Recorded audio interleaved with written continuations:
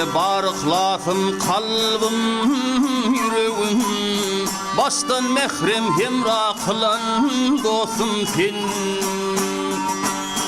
Sen bilen asallar çayım, çörüğüm. Kış günüm yad eyle gülen dostum sen.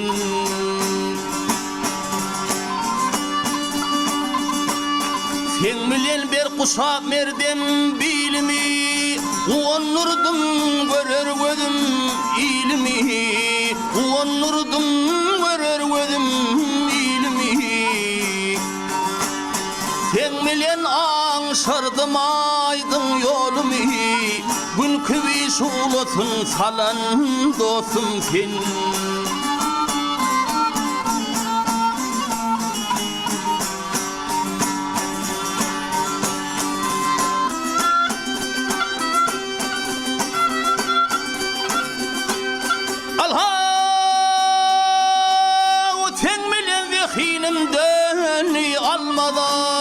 Yaltalık gün olup gitti gelmedi, yaltalık gün olup gitti gelmedi.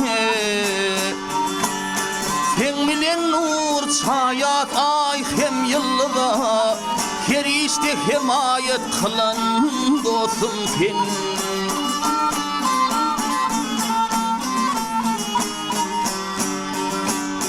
Sevep kertin bayramlarıma toyumu, bağıt kuşum konurdun mehrem öyüme.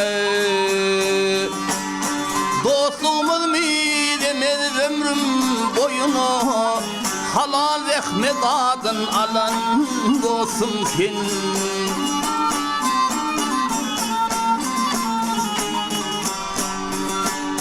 Dostluğumuz mi demez ömrüm boyuna, halal rahmet adın alan dostum sen.